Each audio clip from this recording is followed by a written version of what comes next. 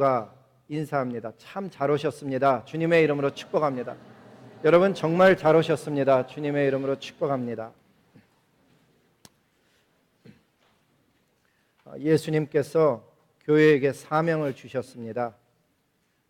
교회에게 준 사명은 무엇인가 하면 두 가지로 이야기되는데, 하나는 예수 그리스도의 죽으심과 부활하심을 전하는 것이고, 이 땅에 사는 동안에 하나님의 사랑을 전하는 것입니다. 그것을 모든 민족에게 전하라고 주님이 사명을 주셨습니다. 그래서 이 지구상에 있는 모든 하나님의 교회는 이 명령에 순종해서 사역을 수행하고 있습니다. 그런데 이 위대한 사명을 받은 하나님의 교회, 하늘의 사람들이 땅끝 모든 백성에게 나가보기도 전에 이 땅에 사는 동안 주어진 사명의 길을 잃어버리고 방황하거나 탈진되는 그런 경우를 종종 봅니다. 사명의 길을 잃어버리는 이유는 어느 순간 영적인 감각이 무디어져서 이 세상에서 영적으로 잠들어 버렸기 때문입니다. 내가 영적으로 잠이 들어버리면 하나님 나라의 긴박성이 사라집니다. 우선순위가 바뀌어 버립니다. 더 이상 하나님의 능력을 기대하는 것이 아니고 형식적이고 껍데기만 남은 종교적인 모습을 가지고 하나님을 섬기게 됩니다.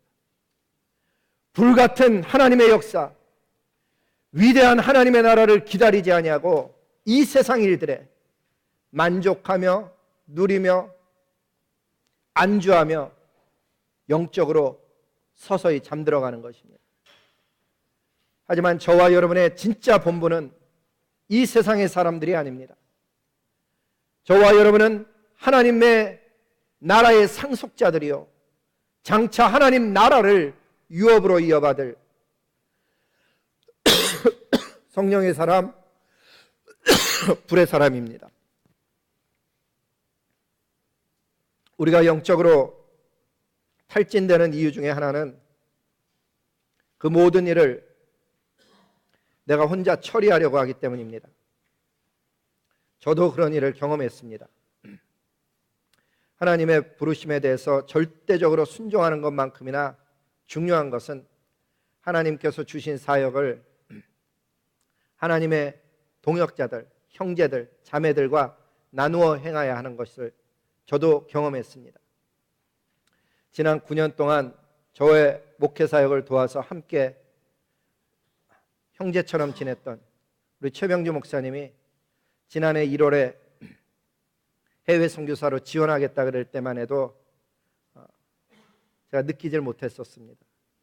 그리고 같은 해 지난해 2월 25일이었는데 1차 면접을 통과했을 때, 그때만 해도 그 가정이 떠나갈 것이 실감나지 않았습니다. 근데 시간이 얼마나 빠른지 지난 주일을 마지막으로 한마음교회에서 공식적인 사역을 그분이 모두 마쳤습니다. 물론 그렇다고 당장 떠나는 것은 아닙니다. 오는 7월 23일 있을 파송예배 주일 이전까지 이 지역에 있으면서 계속 훈련을 받게 될 것입니다.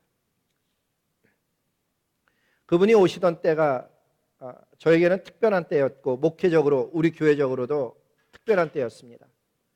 2006년을 마쳤을 때 저희 교회는 183가정에 49명의 청년들이 있었고 62명의 침례를 받았던 해였습니다. 그런데 그 다음에 2007년 우리 교회가 어려운 일을 겪었습니다. 그 어려운 일을 겪고 있는 과정 중에 탈진이 되어졌고 힘들었습니다. 가정수는 150가정으로 줄어들고 청년은 불과 18명이 남았습니다. 그리고 31명의 침례를 주는 것으로 멈춰졌죠. Thank you so much. You are the best.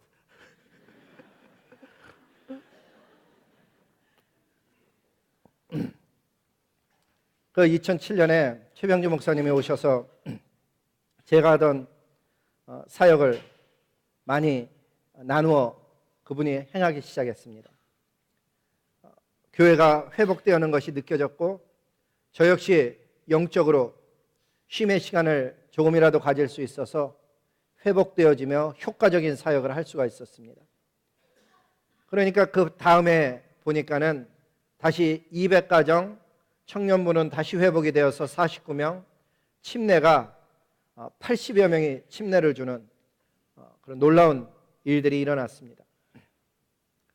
지난 20년의 세월을 뒤돌아보면 걸음마다 자국마다 이 교회의 머리가 되시는 성삼위 하나님께서 필요할 때마다 필요한 사람을 보내주신 것을 보았습니다. 여러분 기억하시겠지만 우리 교회는 매년마다 이 성가대 지휘자님 가시면 또 누가 그 다음에 오시고 하도 그게 심해서 그때 기도를 바꿨습니다. 하나님 성가대를 꾸준하게 섬길 수 있는 분을 좀 보내주세요. 그 결과의 응답으로 지금은 성가대가 안정되어져 있고 피아노 치는 분, 반주하실 분뿐만 아니라 하나님을 전심으로 섬기는 좋은 분들을 보내달라 그랬더니 하나님께서 진짜 그렇게 보내주셨습니다. 여러분 그거 아세요? 우리 교회 기도의 제목이 새벽마다 하나님 동서남북에서 사람들을 보내주세요. 여기서 예수님 소개할게요. 하나님이 그 기도를 들으시고 진짜로 동서남북에서 모이게 하셨고 수많은 사람들이 거듭나게 하셨고 하나님의 위대한 일들을 이곳에서 보게 하셨습니다.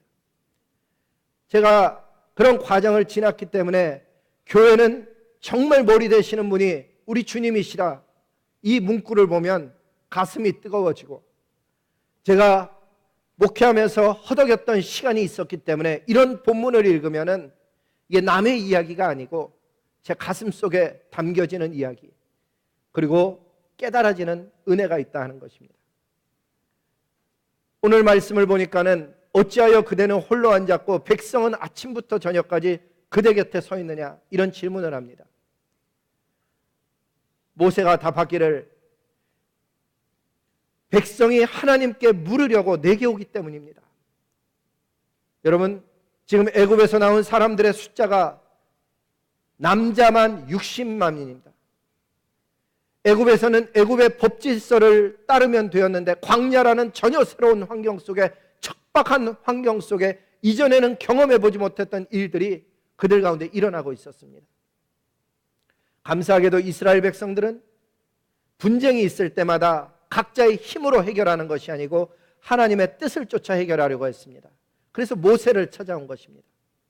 아무리 좋은 일이었지만 문제는 그 일로 인해서 사람들이 너무 많이 오니까는 모세가 겪는 일이 무엇이었는가 하면 모세는 백성을 재판하느라고 앉아있고 백성은 아침부터 저녁까지 모세의 곁에 서 있는지라 이렇게 성경은 기록합니다. 어떤 분은 이 아침부터 저녁까지라는 단어가 특별한 의미를 갖습니다. 아침부터 저녁까지 아무리 공부해도 공부가 끝이 안 나고 연구해도 연구가 끝이 안 나고 아침부터 저녁까지 아니 밤늦은 시간까지 아이를 돌보아도 그 일이 마치 끝날 것 같지 않을 때 사역도 마찬가지처럼 그 다음날 아침이 되면 다시금 산더미처럼 쌓이는 일을 경험할 때 허덕이는 느낌을 우리 인생에서 경험하죠.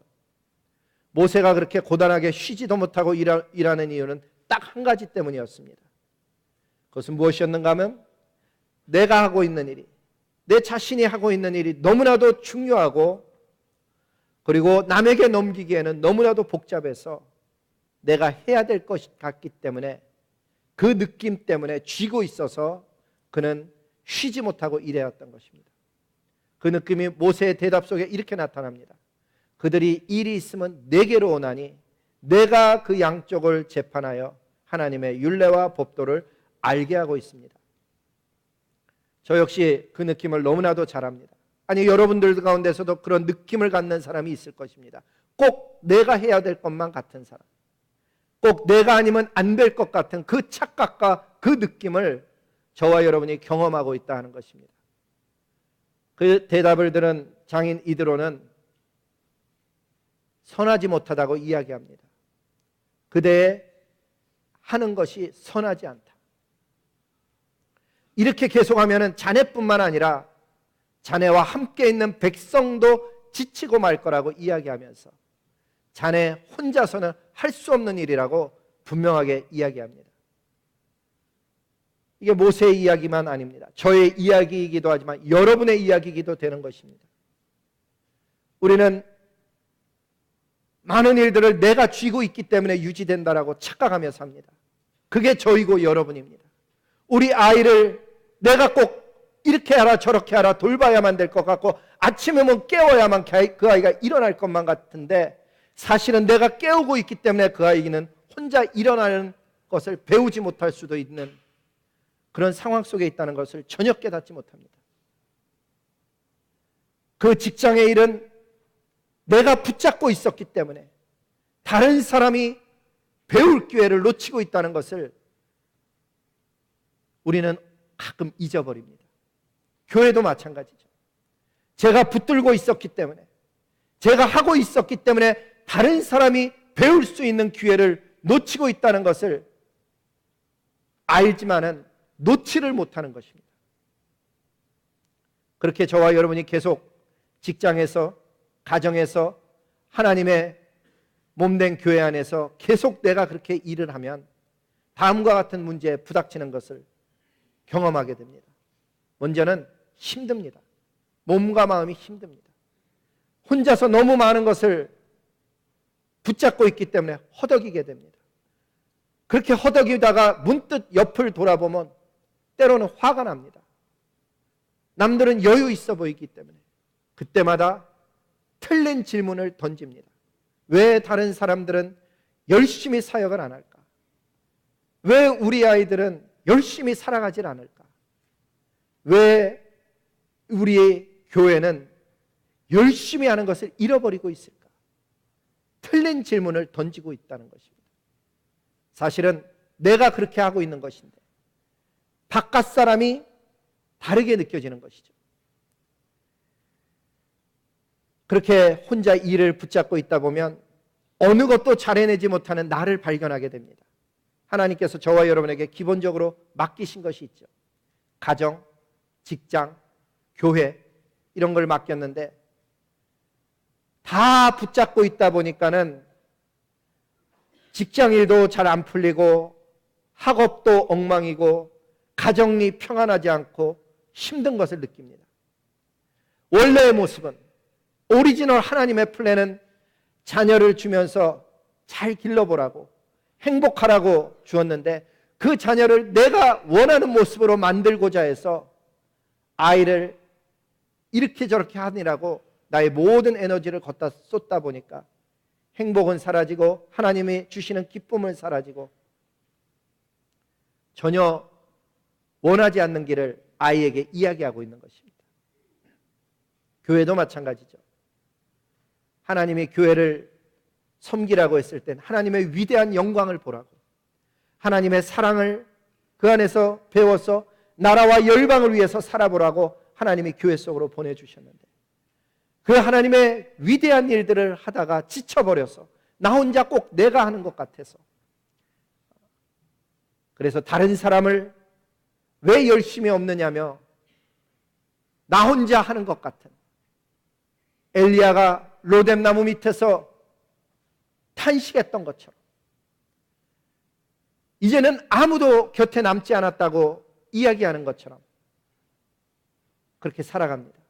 내가 붙잡고 있기 때문에 가정이나 교회나 직장의 일들 속에 하나님이 개입할 수가 없는, 그러나 오늘 성령님께서 저와 여러분의 심령 속에 다가와서 만약에 그분의 빛을 보여주시기 시작한다면 원래 우리의 모습을 보게 되고 회복하게 됩니다. 가정을 주신 것 아름답게 행복하게 살아보라고, 그 아내와 함께, 그 남편과 함께, 아이와 함께 하나님을 기쁨으로 섬겨보라고 주셨는데 거기에 고통을 가하고 있었던 것은 다른 어떤 외부의 환경이 아니고 저 사람이나 저 아이가 아니고 나라는 것을 하나님은 발견하기를 원하시죠. 교회 안에서도 마찬가지예요. 교회의 가장 어려움이 되는 장애는 나 자신이라는 걸 발견하게 될 때 흠칫 놀라죠. 하나님 열심히 했는데요. 근데 열심보다 더 중요한 것은 순종이고, 순종이 제사보다 나은 것인데 하나님 믿는다면서 가장 중요한 것은 무엇일까? 답이 여러 가지가 될 수 있겠지만 최소한 사역이라는 면에서 본다면 하나님이 진정 원하시는 것은 관계였습니다. 하나님과의 관계. 하나님이 좋아서 섬겼어야 되는 것이고, 그 하나님과의 관계 속에서 나에게 부어지는 은혜 때문에 섬기는 것이었어야 되는데, 섬기다 보니까 기술이 되어지고 그것이 무슨 다른 것이 되어져서 하나님과의 깊은 관계에서 오는 그 행복감을 잊어버리고 일 자체가 나에게 기쁨을 주어지는, 그 속에 내가 들어가 있다는 거죠. 직장도 마찬가지. 그 직장의 일을 통해서 하나님을 만났어야 되고, 그 직장의 일을 통해서 하나님을 높이고 있었어야 되는데, 엉뚱하게도 얼만큼을 내가 갖게 되느냐에 내 온 마음이 빼앗겨져서 옆에서 고통하는, 일을 함께하는 사람의 영적인 문제가 보이지 않는 것이죠. 그렇게 되면 나는 계속해서 그 일을 붙잡아야 되고 힘들어져서 어느 날엔가는 내 옆에 있는 사람들을 향해서 날카로운 가시를 찔러대는 그런 날이 오게 되죠. 그러면 어떻게 해야 될까? 모세의 장인 이드로가 이야기한 것은 할 일과 넘겨야 될 일을 구분하라는 이야기입니다. 할 일은 이것이었습니다. 백성들에게 하나님의 법과 명령을 가르쳐 어떻게 살아야 하고 무엇을 해야 되는지 가르치라는 것입니다. 두 가지죠. 어떻게 살아야 하고 무엇을 해야 되는지를 가르치라는 거예요. 그거를 가르쳐주죠. 그리고 나머지는 사람을 뽑아 그들에게 맡겨라. 어떤 사람을 뽑으라는 거예요? 두려워하며 하나님을 경외한다는 단어가 더 맞죠. 그리고 참되게 살며 욕심이 없고 유능한 사람을 찾아내서 차등을 두어 임무를 맡겨라. 그리고 그들이 해결 못하는 것, 그것만 내가 담당을 해라. 그런데 이렇게 알았다고 해서 일이 다 해결되냐? 그렇지는 않다는 거예요. 가장 빈번하게 일어나는 일은 리더십에 대해서 잘못 이해하는 사람들을 만나게 돼요. 100부장, 10부장, 50부장 이렇게 세워놓는데 1000부장도 있죠. 엉뚱하게 일을 거꾸로 하는 사람을 만나게 된다는 겁니다. 일을 맡기면 그 일을 하는 것이 아니고 오히려 일 맡긴 사람이 일을 찾아내서 리더에게 거꾸로 가져오죠. 원래는 어떻게 되어야 되냐?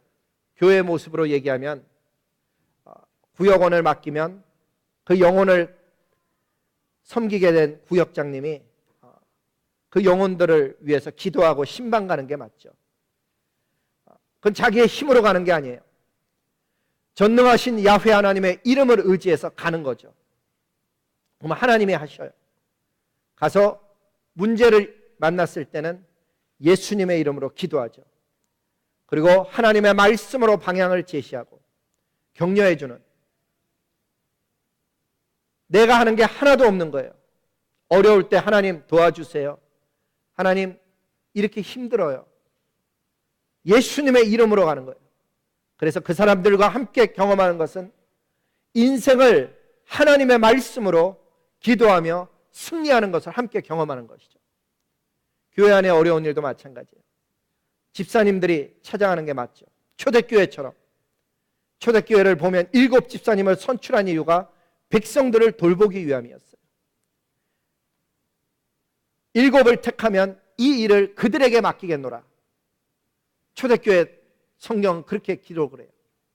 그리고 우리는 기도하는 일과 말씀 사역에 힘쓰겠다고 고백을 하죠.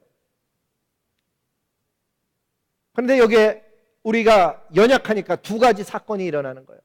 하나는 그들에게 맡겼는데 맡긴 사람이 제대로 일을 못 해내는 거예요. 목사님, 저 사람 힘들어하는데 목사님이 좀 가보세요. 본인은 안 가는 거예요. 오히려 목사님의 일이 더 가중이 되는 거죠. 또 다른 면은 목사 스스로에게 일어나는 일이에요. 일만 맡기지 자기는 기도와 말씀에 집중하지 못하는 거예요. 사도행전에 보면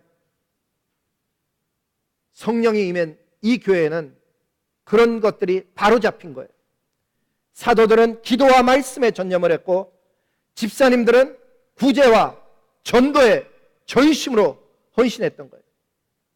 초대교회가 혁신적인 변화가 온 거죠. 오늘날의 교회는 거꾸로 사역을 해요. 아니, 오늘날의 교회라고 얘기하지 않고 우리 교회를 봐도 내가 보니까 좀 거꾸로 일하는 면이 있어요.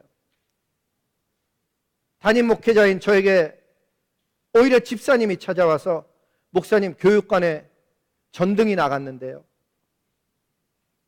목사님, 화장실에 물이 멈추질 않아요. 심지어는 여자분이신데 담임 목사인 저를 찾아와서 화장실에 쓰레기통이 꽉 찼다는 거예요. 일이 전혀 질서가 없이 진행되는 것이죠. 성경에 보니까 저의 임무와 교회를 어떻게 해야 되는가 인스트럭션이 정확하게 적혀 있어요. 에베소서 4장 11절에 보니까 목사와 교사로 주신 이는 예수 그리스도이신데 그분이 기대하는 인스트럭션, 성도를 온전케 해서 봉사의 일을 하게 하며 그리스도의 몸을 세우게 하라는 거예요. 제가 열심히 하다 보니까 그런 영역들을 인스트럭션 따라서 안 하는 거죠. 반대로 성도님들도 그런 저 때문에 기회를 잊어버린 거예요. 그런데 이 교회는 주인이 누구신가 하면 예수님이셔요. 그분이 대목자장이 되셔서 그분이 맡긴 성도에 대한 일들을 할 때 자원함으로 하는 건 맞아요. 최선을 다해서 하는 것 맞아요. 그런데 동시에 함께 해야 되는 것이죠. 그렇게 할 때 하나님은 우리가 자원하는 심령으로 함께 사역할 때 영광의 면류관을 우리에게 주시겠다고 약속하셔요. 베드로전서 5장 4절에 보니까 목자장이 나타날 때 시들지 아니하는 영광의 면류관, 그 관을 받게 될 것이라. 두 번째 영역은 누군가를 리더로 세울 때 일어나는 어려움이에요. 출애굽기에 보니까 1000명, 100명, 50명, 10명 거느릴 사람을 세우는 것이 모세였거든요. 그런데 이 사람을 세울 때 어려움이 발생하더라고요. 어떤 사람은 100명을 섬길 사람이 아닌데 스스로 100명 섬기는 자리에 오르려고 하는 거예요. 반대로 어떤 사람은 1000명을 섬겨도 될 뿐인데 스스로 작게 여겨서 10명밖에 안 섬기겠다고 이야기하는 거예요. 특별히 하나님을 경외하는 사람의 경우 좀처럼 앞에 나서려고 하지 않아요. 하나님을 경외하기 때문에 겸손함을 갖게 되어서 그런 특징을 드러내는 거죠. 리더가 되어야 되는데 사람들 앞에 안 나서려는 경향 때문에 때로는 하나님의 뜻을 하나님께서 부르시고 있는데도 나서지 않는 어려움이 실제로 존재를 해요. 너무 나서는 것도 문제지만 너무 하나님 앞에 조심하다 보니 나서 자체를 아예 안 하는 거예요. 더 큰 문제는 저와 여러분의 심령 깊은 곳에 높아지려는 마음이에요. 우리는 자꾸 100부장보다는 1000부장이 되고 싶어 해요. 목회도 100명의 목회보다는 1000명의 목회를 섬기려고 애를 쓰죠. 그런데 하나님은 전혀 거기에 관심을 갖고 계시지 않으셔요. 하나님은 우리의 태도와 관계만을 바라보셔요. 숫자는 그리 큰 일이 아니에요.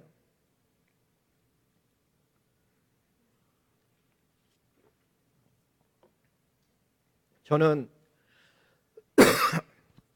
제 속에 있는 욕심이 일도 많이 하려고 하지만 사람도 많이 섬기려고 하는 어리석음에 자주 빠져요.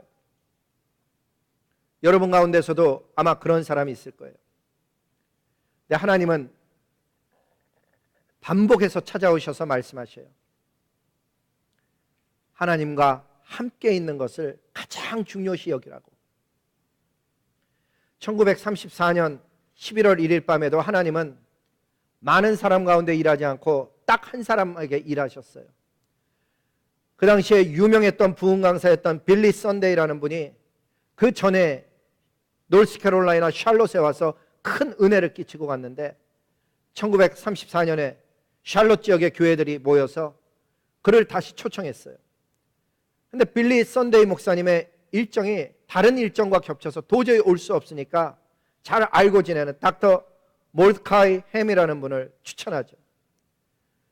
그런데 어찌된 일인지 이 닥터 몰드카이 햄이 와서 집회에서 일주일 동안 그렇게 말씀을 전하고 마지막 날 결신자를 초청하였는데 결신자 가운데 몇 명 나오지 않는 그 결신자 가운데 깡마른 소년 하나가 걸어 나왔을 뿐이에요. 그 집회는 시시하게 많은 사람들에게 잊혀진 실패한 집회였어요. 하지만 세월이 수십 년 지나서 Just as I am이라는 책이 나왔어요. 그 책을 쓴 빌리 그레함이라는 분이 나는 1934년 11월 1일 그 밤 집회에서 하나님이 나를 만나 주셨다라고 고백을 해요. 그리고 그때 결신한 그 카드를 빌리 그레함 도서관에 전시를 해놨어요. 글씨가 작아서 그렇지 가서 가까이 보면은 적혀 있어요. 그 날짜, 그날 자기와 함께 기도했던 사람이 적혀 있는 거예요. 그날 밤 결심의 시간에 나왔던 단 한 명의 깡마른 그 소년이 전 세계 22억 명에게 복음을 전하는 사람으로 다시 태어났던 위대한 밤이었던 거예요. 닥터 몰드카이 햄이라는 분은 그날 밤에 많은 사람들이 결신하지 않음으로 인해서 실패한 집회로 느꼈는데 그 자리에 있었던 수많은 사람들도 많은 사람들이 몰려나가지 않았기 때문에 아무도 주목하지 않았던 그 집회였는데 그날 밤 하나님은 한 소년의 삶을 변화시키셔서 온 세계 22억 명에게 복음을 전하게 하는 위대한 사람을 탄생시키고 있었던 밤이었던 것이죠. 하나님은 천부장이나 백부장을 만드는 일에 아니 우리가 아무리 많은 사람을 모았다 해도 그것을 하나님은 기뻐하지 않고 저에게 여러분에게 물어보는 것 딱 한 가지예요. 너는 나와 함께 조용한 관계, 시간을 갖고 있느냐? 우리의 삶을 돌아보면 우리는 엉뚱한 것에 매여 있어요. 숫자. 돈을 많이 벌려고 돈을 많이 버리라고 나의 시간을 거기다 드리지만은 하나님이 진짜 찾아와서 우리한테 이야기했던 것은 돈을 많이 벌어오란 얘기가 아니었어요. 너는 그 나라와 그 의를 구하라. 그러면 이 모든 것을 내가 너에게 더해주마. 공중 나는 새를 봐라. 들판의 백합화를 봐라. 심지도 않고 가꾸지도 않는데 천부께서 하늘의 아버지께서 공급하지 않느냐. 근데 우리는 거꾸로 바꾸어 사는 거예요. 내가 해야 되는 것처럼, 아이를 내가 돌봐야 되는 것처럼, 직장일을 내가 붙잡아야 되는 것처럼 목회도 그렇게 하고 있고 사역을 그렇게 하고 있는 거예요. 내가 붙잡아야만 되는 것 같은 그 붙잡음 때문에 사실은 내가 진정으로 붙잡아야 될 분을 못 붙잡고 있다는 것을 하나님은 깨닫기를 원하시는 거예요. 우리의 아이들이 세상의 급류에 휩쓸려 가고 있어요. 우리의 아이들이 단 일주일만이라도 인터넷 없이 지나지 못하는 그런 시대의 아이로 변해가고 있는데 이 아이가 주일학교서부터 자라난 아이가 만약에 하나님을 지금까지도 모르고 있다 그러면 그 일 때문에 하나님께 매어 달려야 될 그 부모조차 그 가치를 알아보지 못하고 그냥 좋은 대학교, 이 세상에서 성공하는 길을 가게 아니라고 진짜 그 아이를 위해서 기도해야 될 것을 기도하지 못하고 있어요. 남의 얘기가 아니죠. 하나님이 진짜 원하는 저와 여러분의 모습은 하나님만 사랑하며 사는 모습이에요. 하나님은 우리에게 이야기하시거든요. 너는 내 것이야. 내가 너를 낳았다라고 이야기하셔요. 그 하나님에게 집중하는 저와 여러분 될 수 있길 소원해요. 마지막 영역은요, 리더로 누구를 세워놓으면, 제가 리더가 되었든지 여러분이 누구를 섬기게 되었든지 하나님의 법과 명령이 무엇인지 반드시 가르쳐줘야 된다는 거예요. 이 가르치는 데는 두 가지 방법이 있어요.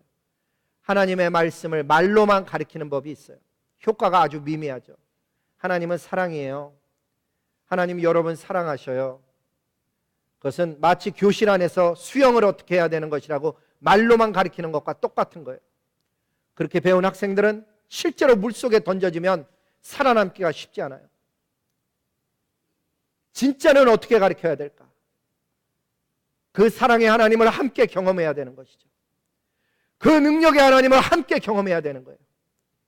우리 교회가 성령의 교회가 되어야만 하는 이유는 이 어두운 세상을 이기는 방법이 딱 한 가지밖에 없기 때문이에요. 예수 그리스도의 복음, 성령의 역사 아니고는 아무도 사람을 변화시킬 수 없기 때문이에요. 두 번째는 자기가 사는 것을 보여주며 가리키는 바로 그 경우. 저는 우리 한마음교회 모든 영적인 리더분들이 말씀과 기도에 집중해서 어느 그룹이든지 섬겨나가기를 소원해요. 주일학교 학생들에게 재미있는 선생님이 되는 것보다, 가까운 선생님이 되는 것보다, 고민을 이야기하는 선생님이 되는 것보다 더 중요한 것은 영원한 생명 되신 예수님을 만나게 해준 영적 스승이 되는 것이 더 중요한 일이에요.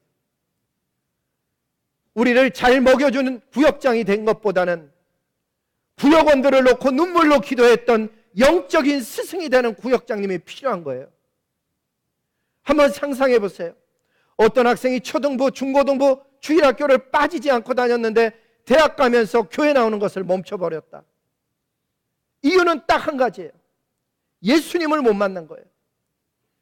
그 오랜 세월을 주일학교를 다녔는데 예수님 못 만난 아이가 나온다는 것, 누구의 책임일까? 물론 자녀를 그렇게 기른 기본적으로 부모님들에게 1차적인 책임이 있지만은 그런 아이가 나올 수밖에 없는 교사와 교회도 책임에서 자유로운 건 아니란 얘기예요. 구역장님들도 마찬가지죠. 구역이 모이면 하나님의 생명의 말씀은 가볍게 다루어서 살아가는 이야기하다가 헤어지면 누가 그 구역에서 생명을 낳을 수 있겠어요? 예전에 예수님을 잘 모르는 분들을 어느 구역장님에게 맡겼을 때 얼마나 그 구역에서 말씀을 깊이 하나님의 말씀으로 뜨겁게 하든지 그 구역 한 분 빼놓고 전부 1년이 안 되어서 예수님 영접하는 모습을 봤어요. 우리 한마음교회 모든 영적인 지도자들은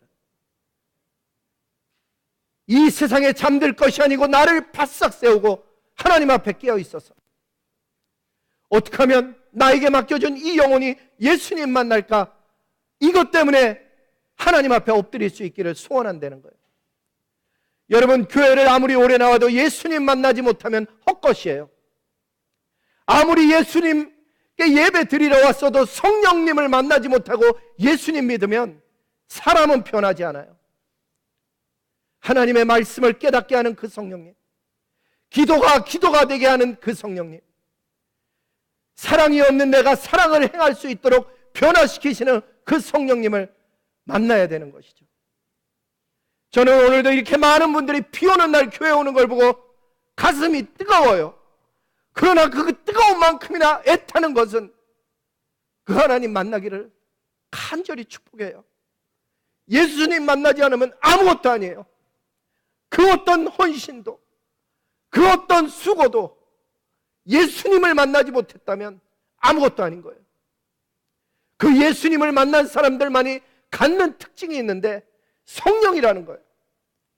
저는 여기 계신 모든 분들이 그 성령님으로 충만해질 수 있기를 주님의 이름으로 축복해요.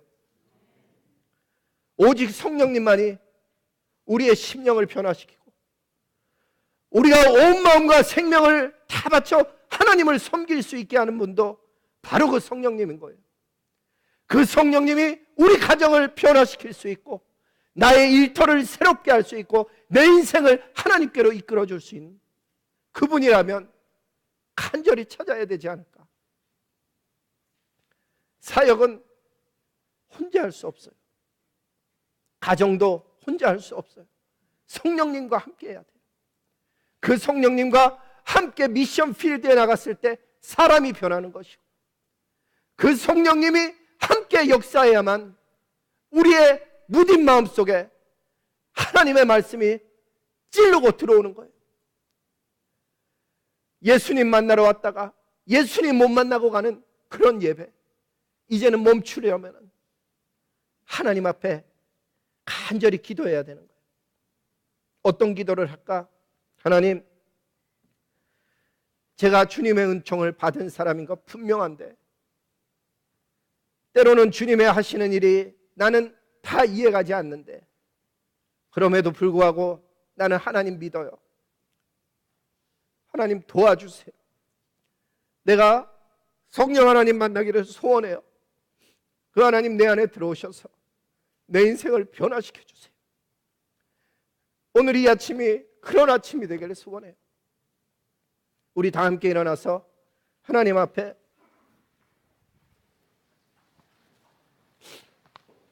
그런 찬양을 드리기를 원해요. 우리가 드리려는 찬양에 보면 저와 여러분을 향해서 성령님은 주의 은총 받은 사람이래요. 그 하나님의 은총을 받고 살아가는데 살아있는 사람, 다른 사람을 살리는 사람, 결국에는 나라와 민족을 새롭게 하는 사람 되기를 소원하는 것이죠. 그런 하늘의 사람들 되기를 소원합니다.